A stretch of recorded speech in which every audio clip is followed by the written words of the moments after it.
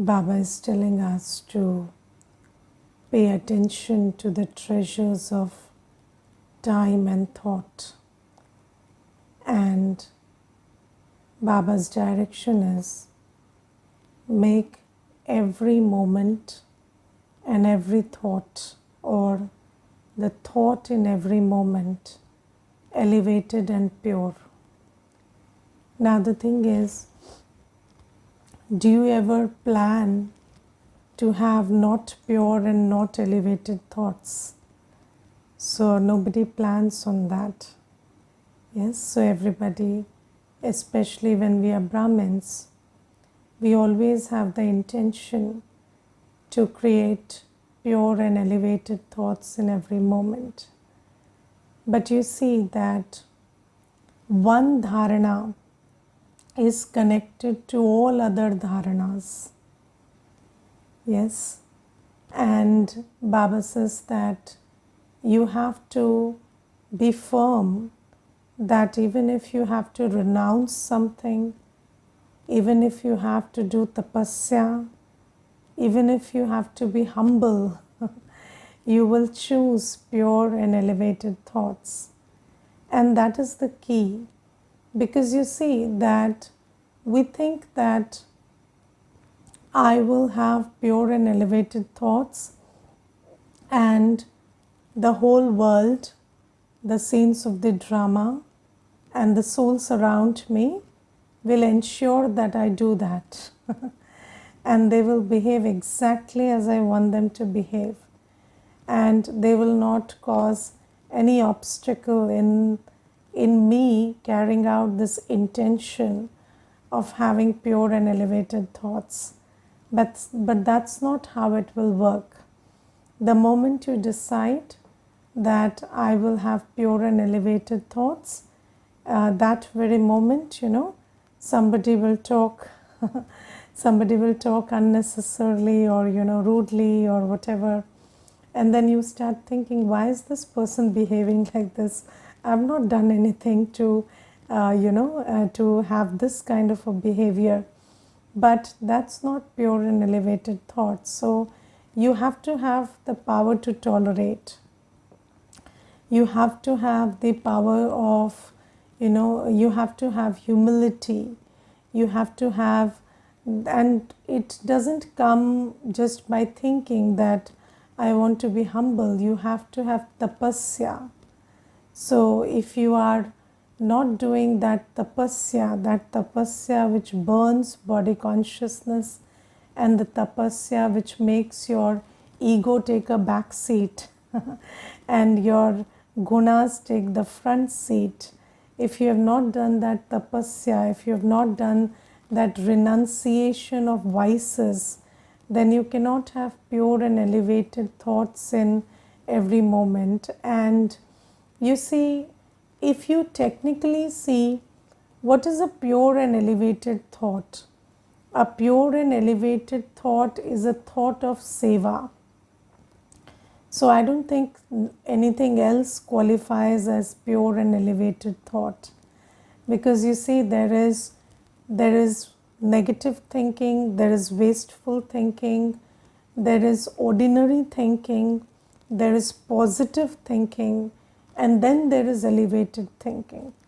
So when you talk about elevated thoughts, it's not staying positive or not having negative. That's not the thought we are talking about. We are talking about the thought which is like a creative energy, which creates, which uplifts, which recharges. So that thought which is like a creative force which elevates everything around you. So that is an elevated thought. And when you think about elevated thoughts always do seva. So when you are with souls, then elevated thought means that you are serving everybody with good wishes, good feelings, and shubh kamna. So this good wish about seeing them as a deity soul, as a deserving child of Baba. That is the That is the kind of elevated thought that we are talking about. And then when we talk about situations and scenes of the drama, then elevated thought doesn't only mean that you are in acceptance and not reacting, but elevated thought means that even in the most unfavorable of circumstances, you are able to create the thoughts of wah wah and that this drama is really kalyankari and drama is my best friend. And then you are able to create thoughts of your Satyugi stage and the Satyugi stage of the world in the most trying of circumstances. So that is elevated thinking. And then again, about elevated thoughts, the thoughts which we take about our own body, mind, and wealth. So, that not just thinking that, okay, my health is good, but all the time when you're able to think that this body is an instrument for world seva, and this body is God's instrument, and through this body the whole world is to be served. And then the mind also, similarly, you have to think about your mind in such a way that you know that your mind is the instrument for godly service, and your wealth also. But the thing is, are you able to keep up these elevated thoughts? Because thinking like a world server, or thinking like Baba, thinking like a Vishwa Kalyankari, it requires a lot of tapasya, and before tapasya, what is required is tyag. Yes, so if you don't have tyag, if you have not renounced, if you have not renounced your old ideas of, life and comfort, and your old ideas of right and wrong, and your old ideas of what you want to do in life, who you want to be in life, if you have not renounced all of that, and if you have not aligned yourself with Baba's directions, then, and even to stabilize yourself in that stage where you are always in alignment with Baba's Srimad, that requires a lot of tapasya. And only then, and then you also need humility, because the ego will keep raising your head. Because if you're constantly having elevated thoughts, and those thoughts are translating into action, and you're being a Vishwa Kalyankari, then Maya also deceives you in such a way that it makes you create ego about, yes, that I'm a Vishwa Kalyankari. And then somebody challenges you, or somebody comes and you think that this person doesn't deserve to speak to me like this, and then that person, in any way he speaks like that to you, then you need the humility to again have elevated thoughts. If you don't have humility, you cannot do that. And I remember, there was this one person, and he was a sadhu in I'm talking about the worldly sadhus. And I remember there was this another person who misbehaved with him, and then he was talking to me, and then he told me that what does he think, that I am an ordinary person? I am not an ordinary person. So he told me that that person can't talk to me like that, because he thinks I am an ordinary person, but I am not an ordinary person. So I told him, what is extraordinary about you? So he said that you see, we are yogi tapasvis, and we renounce the world and we do stuff. And I said, but all that renunciation has not built humility. So how can you say that you are any different from the person who is insulting you? Because according to knowledge, insulting and feeling insulted are both signs of ego. So if an ordinary person feels the need to insult you and you are feeling insulted by it, then you are as ordinary as that person who is insulting you. You cannot say you're not ordinary. You are ordinary.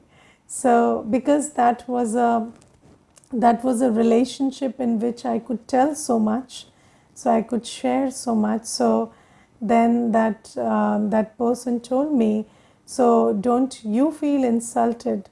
So I said that I try my best, or at least if I feel insulted, I'm talking about 5-7 years earlier, so 5-7 years back this happened. So I told him, even if I feel insulted, I don't say that this person doesn't have a right to insult me. I work on myself that I shouldn't feel insulted. And I build my Swaman in such a way that next time I'm able to work with my Swaman and know that this is a soul under the influence of vices, and I remain compassionate and I give that soul good wishes. So at least that would be my effort. So Baba says that, in order to have elevated thoughts always, you need to be a Tyagi Tapasvi. But after Tyag and Tapasya, Baba gives us a very good expression always in Avyakt Vanis. You have to do Tyag ka Tyag, which means, you have to renounce the ego, or that I am a renunciate. Because you see that people in the world, they hold renunciation to be a very big deal. And you think that, being a Tyagi and Tapasvi is a big deal. But if you think it's a big deal, it'll again eat away your humility. So Baba says, in order to constantly have elevated thoughts, and this thing about pride or ego is that whenever ego sets in, then you start falling. So in English it is always said, pride hath a fall. And I have seen that, you may do everything according to Srimad for a considerably long time. And then maybe there's a moment when you start feeling great about yourself because you did so much according to Srimad, and the next moment you stop doing it all because ego will make you fall. So Baba says constantly having this capacity to create elevated thought in every moment, and a thought that serves, a thought that nourishes, sustains, a thought that infuses everything around you with Baba's energy. That kind of state requires a lot of humility, a lot of Tyag Tapasya. And in order to not fall into the trap of ego and stop creating and when ego sets in, you again start creating negative thoughts under the guise of right thoughts. And you think that, okay, I'm thinking negative, but what am I thinking wrong? This person or this situation is actually very difficult. And this is the thing that Baba is telling us. And Baba says that the calculation is that at the present time, when you save one, then you receive multi-million out of that. And when you create a pure and elevated thought, that's like putting that thought in your savings account. Instead of putting it into your consumption account, you've put it into your saving account. You have not used that thought, you have actually saved it, and it's created something for your future. And Baba says, and one thought you create elevated and pure, Baba will give you the return of multi-million for that one thought. So Baba says, take opportunity of this bank, and whatever it takes, do it, but create positive, pure and elevated thoughts all the time. Now, connected with this, I also want to tell you that just like Baba points out that one dharana requires many virtues. So, in order to be in one dharana all the time, you require many virtues. Similarly, I'll tell you, yesterday there was this one Mata, and I was talking to her, and she's just newly married, and she was telling me that I cannot get up in the morning. So I said that, why can't you get up in the morning? So she said, because my husband starts talking at night, and then when he starts talking at night, then I feel it's rude to stop him. So I said, so don't stop him at that time. Earlier also, you can send this message that I want to get up in the morning, so I have to sleep by 10. So you can send these you can make this clear earlier also. So she said, yes, but I don't know whether I can, I do not know whether I can really do this, because it is in my head that, my sleeping time, my waking up time has to be a joint decision. Like my husband has to agree to it, and these are the kind of things that are that I'm conditioned into. So I told her that, you see, this is why getting up early in the morning is not just about getting up early in the morning. It's about, setting boundaries. It's about the power to say no. It's about the power to, take command of your own life. If you don't have all these things, if you can't set boundaries, and if you're not okay with the idea of setting boundaries, then how can you get up in the morning? So, one dharana, if you want to have one simple dharana of getting up in the morning also, you need many virtues. You also need, the discipline to have a timetable. If you cannot finish work on time, if you cannot wrap up on time, if you are not able to do everything by the clock, then how can you wake up at the fixed time by the clock? So these are the things that we need to understand, that any one dharana, maybe it looks very simple when Baba tells us that have pure and elevated thought, but it's not that simple, because every dharana is like a flower, and the flower has to grow on a plant which has roots. And if your roots are not of soul consciousness, and you don't have virtues, then you cannot even stick to one dharana that Baba gives you. So this is something that I was just thinking about. And then Baba today says that you have to imbibe the knowledge that Baba gives you and share it with others. And Baba talks about the importance of knowledge and yoga. And there are many things that we are talking about. We are talking about the knowledge of the soul. We are talking about the knowledge of Baba. But what really made me think today was this knowledge that we started as Sato Pradhan, and every soul started as Sato Pradhan. And even if somebody came in the Dwapar Yuga or Kal Yuga, when they come, they are pure. But gradually, we keep losing our degrees and purity, and then we are all Tamo Pradhan right now. And Tamo Pradhan means sorrowful. So you see that sorrow is not limited to certain sections of the society. That is something that Baba is saying. And it was very interesting, because Baba said today that people think that women are in sorrow.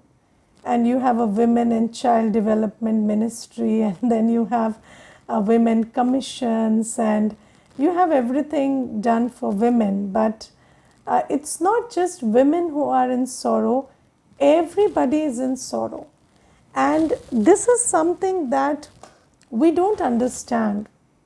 And there is this ego which tells us that no, the rich are not in sorrow, the poor are in sorrow. Women are in sorrow, men are not in sorrow, or maybe the countries which are like the countries like America, they are not in sorrow. The third world countries are in sorrow. So these are the things that these are the ideas with which we are working in this body conscious world. And I remember there was this one incident where there was a meeting between Mother Teresa and Janki Dadiji. And in that meeting, there were very sweet exchanges, of course. And then Janki Dadiji also told Mother Teresa that, you believe that the poor are in sorrow, so you serve the poor. But Baba tells us everybody is in sorrow. So we serve the rich and the poor both.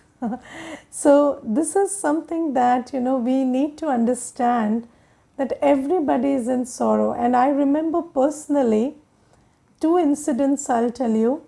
One is, there was a brother and he was working as the the what do you say, the DG of a very big organization. And he once told me that he took the course, and then after the course he made a very interesting comment. He said, your course is very good, every woman should understand it. So I said, why alone women? So he said that, you see, women are in great trouble, and this is an organization for destitute women who are facing a lot of problems, and it is very good work that you're doing for women. So I said, maybe you are not very well informed, but it's not just done for women. So he said, yes, of course you have to include everybody, because it shouldn't look like it's only for women. But again, it is for women because women need it. So, and I didn't tell him much, because he was very fixed with that idea that, women are in trouble and this is a women's organization and women need help and women need to be, and the way he was talking, it looked like, women are drowning and they need to be saved or something, or, that kind of a picture or that kind of a vibration was created with that conversation. So I just let it go. But it's very important that you yourself first understand that everyone is a soul. And we souls, when we take birth after birth after birth, we become tamopradhan, and every tamopradhan soul is in sorrow. And I remember there was this one brother, he came, he was very wealthy, and I was very young at that time. I was, maybe that was my 4th or 5th course that I was taking. And I also had this idea that rich people are not in sorrow. And when he came, and he was like one of the wealthiest people around this locality. So when he came, so I just thought, why has he come? What does he need from Baba? And then, okay, so he came, and he was also sitting like in a, he didn't look sorrowful. He looked very confident, and he looked like he has everything. And then he started talking. And then after about half an hour, he started crying. And I was very shocked. And I told him, why are you crying, bhai? Is there a problem? Why are you crying?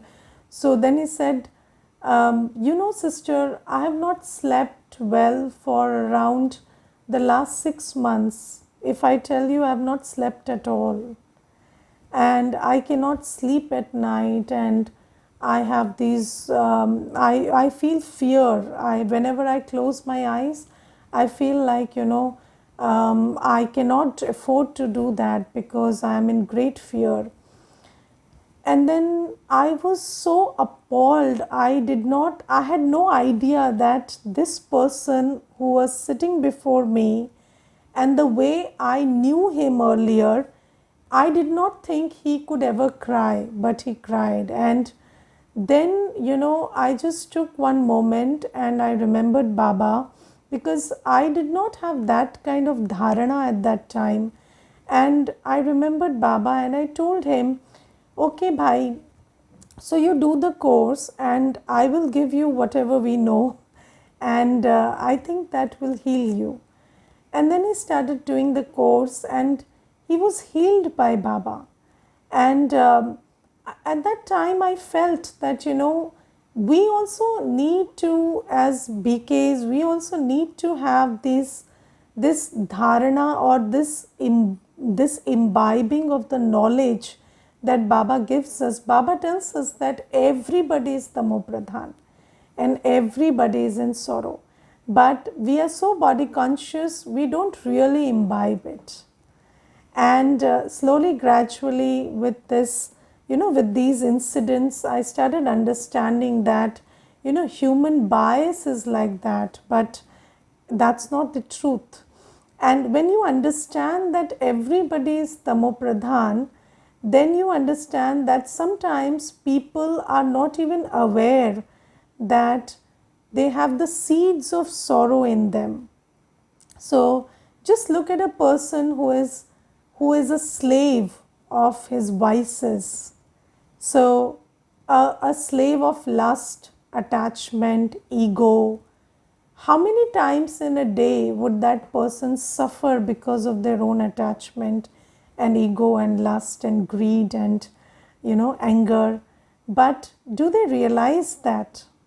They don't realize that, because you see, I remember there was this one girl and she told me that I cry when my boyfriend doesn't pay attention to me, and when he ignores my calls, I just cry. And she was crying at that time also.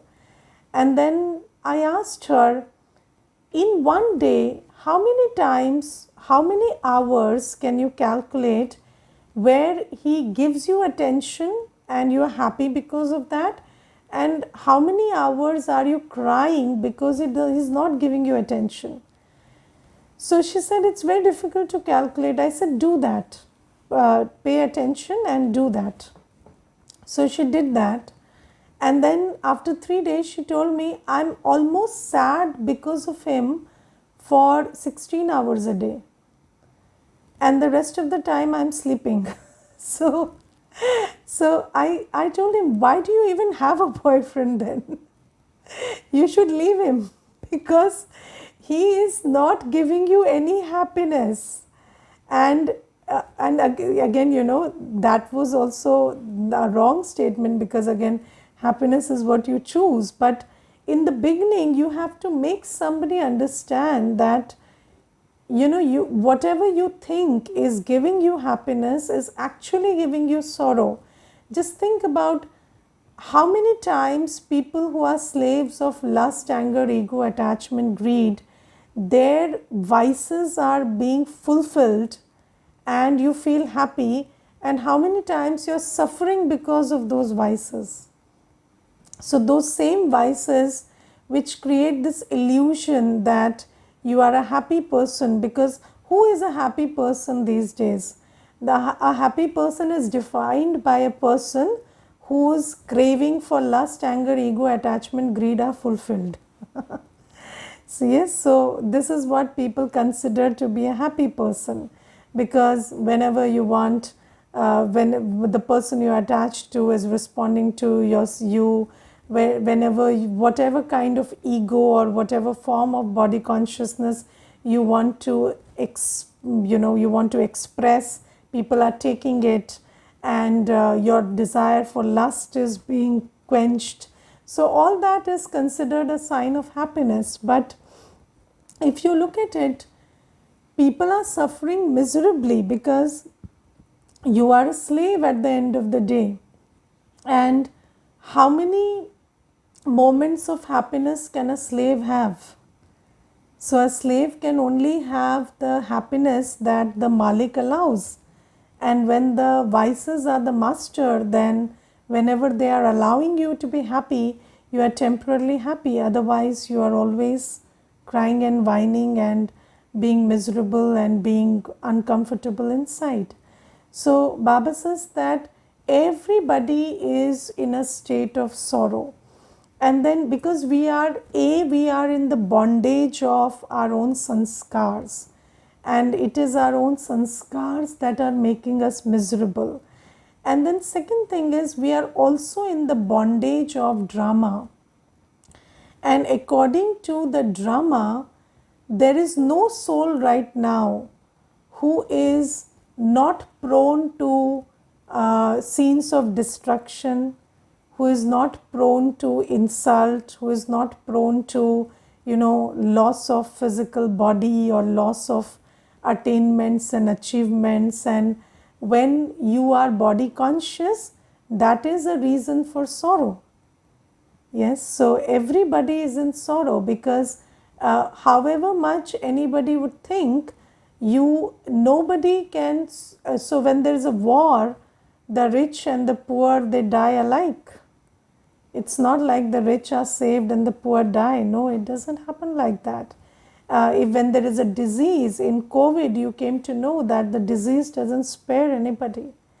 Or when there is a natural calamity, the natural calamity will affect everybody. So everybody is very vulnerable. Although you may think that, I have a big mansion and I'm living in security and safety, but it's not like that. Your mansion is equally vulnerable as the heart of a poor person. And because you don't realize it, and everybody is prone to disease, everybody is prone to death, everybody is prone to insult. And I remember there was this one person, and he was a minister, and he, his secretary, he just shouted at him one day, and that was in front of so many people. And then he felt so insulted, and then he said, even as a minister, I cannot ensure that everybody will talk to me politely all the time. And I said that, yes, that's the truth of the time. So, if you can be a sadhu sannyasi, you can be a minister, you can be the richest person in the world. But if the other person in front of you has the sanskar of insulting, they will come and say whatever they want to tell you, and they will go away with it. And even if you punish them, that's already done, right? So Baba says you are living in a world of sorrow, and you have sanskars of sorrow. So nobody should think that it's only some sections who are in sorrow and others are not. And when you have this deep dharana, then you will be able to make somebody look through the layers of their ego and really appreciate that I am tamopradhan, I am in sorrow, and they will be able to do the work that they need to do to be satopradhan. And nobody can move from sorrow to happiness without following Shrimat. So you have to do that inner work for yourself. You have to consider yourself to be a soul. Remember Baba. Yes, be pure, do seva. If you want to move from tamopradhan to satopradhan, you have to do all of that. And I also sometimes think, how easily people make this comment that, this person is happy and I am not happy, and this person has everything and I don't have. But this is all agyan. If you really understand gyan, you know that anybody who looks unhappy or, looks happy, doesn't matter. because people are very great at pretending, but everybody is sorrowful right now. And when you look at that soul as in the light of knowledge, you will have the compassion, the rahimdili, the mercy to serve them, bring them close to Baba, and make them, encourage them to take their inheritance from Baba. So, this is something that I was thinking about, and I will narrate one last incident to you. I was having this talk with somebody who deals with a lot of, it's a government body that deals with the wellness of women, and that was the head of that body. And that lady told me that only poor women are in real trouble. Rich women are just throwing tantrums. So there is actually no sorrow with rich women. They are just throwing tantrums, and poor women are in real trouble. And I was just thinking, if the head of a women's organization thinks like this, then how will those souls who are in trouble really take help from them? Because when you don't even think that their pain or their sorrow deserves attention, then obviously you attending to that sorrow will be half-hearted. So I was just thinking that there is so much bias in the world, and here Baba teaches us, but then we have to check whether we also imbibe the gyan that Baba says, because sometimes we also have this body conscious drishti where we think, okay, this person is in sorrow and this person is not, so let me attend to this person. If somebody is shouting, they are not in sorrow. Somebody is crying, they are in sorrow. No, but why is that person shouting? Obviously because there's a lot of sorrow inside, and you don't even have the faith that with a normal voice somebody can hear you. That's why you're shouting. So that kind of lack of faith and that kind of state that person is in. So Baba gives us this very interesting piece of awareness today. Okay, Om Shanti.